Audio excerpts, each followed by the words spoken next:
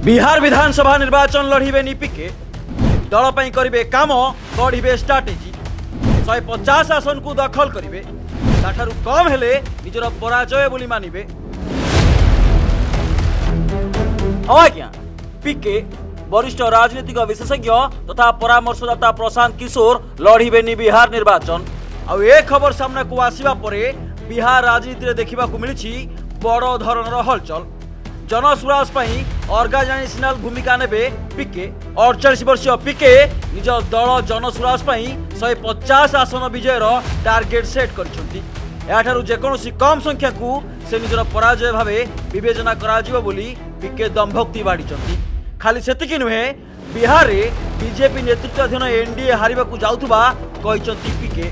तेबे से जहाँ भी हेउ देश राजनीति रे बिहार निर्वाचन सदा सर्वदा एक गुरुत्वपूर्ण भूमिका बहन करिथाए। आ प्रशांत राजनीति को आसीबा केउठा केउठी परिवारवाद राजनेता शुभ संकेत नुहे। एक कथा आमे कहूनाऊ, एक कथा कहिसंती वरिष्ठ सांबादिक तथा राजनीतिक विशेषज्ञ जानकी सबड़ पंडा। वास्तव में सी गोटे बुद्धिमत्तार माने परिप्रकाश करिसंती। सी तांकर दल होउची बिहार पई कि नुआ आंचलिक दल। परवर्ती काल रे ताहा राष्ट्रीय दल रे परिणत हबो कि न हबो से तो अलगा कथा, किंतु वर्तमान तांकर एटा होची स्प्रिंग बोर्ड बोले आमे कहि परिबा।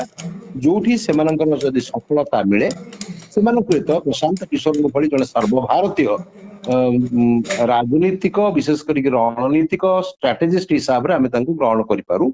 कारण से विभिन्न दल पई काम करिसंती, तांको पई रणनीति प्रस्तुत करिसंती एवं तांको विजयर स्वाद भी सखैसंती। निजे जेतेबेले राजनीति को से निजे लंफ प्रदान करिया पे प्रस्तुत चलैचंती सेतेबेले प्रथमे घोषणा करथिले सी होइतो निश्चित भाव में निर्वाचन रे अवतीर्ण हेबे। तांको पे दुई सीट बचा हियैतला। ता भितर गोटे थला रघोपुरा सीट रे जेतेबेले चंचल सिंह नाम जेतेबेले घोषणा कर दिया गला एवं सी स्पष्ट भाव रे कहिदेले मु निर्वाचन रे अवतीर्ण हेबी नाही, दलर विजय पे काम करिवि। मु भाबुची ताहा एक श्रेष्ठ रणनीति। परवर्ती काल रे हुए तो कही जने विजय लाभ करथिबा विधायक को ओहरी जीवा पे कहिकिरी सी हुए तो तांको जगह से निर्वाचन रे अवतीर्ण हेई पार से अलगा कथा। किंतु आजिर तारीख रे प्रशांत किशोर जेहेतु प्रथम थर पई बिहार रो निर्वाचन रणनीति रे बा आपनकर मैदान को प्रथम लंब प्रदान करचंती, सेथिरे से निजे स्ट्रेटेजिस्ट हेबे, सी निजे परिचालना करिवे, तांकर खर्च करिवे, प्रार्थी मानक सपक्ष से प्रचार करिवे व्यक्तिगत भाव रे एवं से वार रूम रे न बसिकिरी से बर्तन सीधा मैदान रे बंदूक धरिक ठिया हेबे। ए दृष्टि प्रशांत किशोर थर मु अंतत आशा करूथिलु सी व्यक्तिगत भाव रे निर्वाचन न लड़ी तांकर दलर प्रार्थी मानकर विजय संभावना को उज्जवल करिया पे प्रचेष्टा करिवे। सी करिया को जाउछन।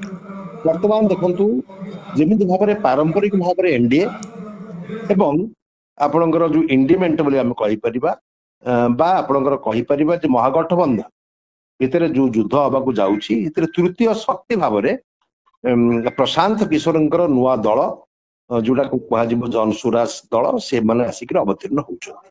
अन्य दल मान राजनीतिक दल मान तो अछंती जेमिति आपण कहि पारंती जे आपणकर मुस्लिम मजलिस भी अछि, आपण बहुत दल अछंती।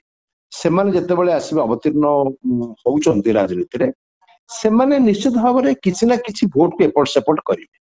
सेतिकी बेले जनसुराज जदि किछि भोट पाइबो हमको देखिबा को पड़िबो सेमाने काहार भोट ताको वास्तव में काटुचंती। जदि निजर आसन पाई कि बांधी जिबे तांकर दलर जो प्रार्थी मान अछंती सेमानक प्रति से न्याय दे परिबे नाही। तांकर जो उद्देश्य रहिछि जे बिहार रे निजर भित्तिभूमि को प्रथमे प्रतिष्ठा करिवे सेथिरे गोटे बहुत बड़ बाधा आसी सी वर्तमान मुक्त विहंग भली तांकर एपर्यंत जो प्रार्थी मान देइछन्ती 116 जन प्रार्थी को नाम घोषणा करि सारछन्ती। प्रथमे 51 तापर 65 एवं आगामी दिन में आउ किछि प्रार्थी मध्य तालिका घोषणा करिवे। तेबे से जहाँ भी हो यह किंतु स्पष्ट प्रशांत किशोर को दल निर्वाचन लड़ू बा न लड़ू किंतु प्रशांत निर्वाचन को ओह्लाइबा केवल बिहार नेतांक पई अड़ुआ ता नुहे बरं दिल्ली दरबार भी चर्चा। Bureau report focus plus.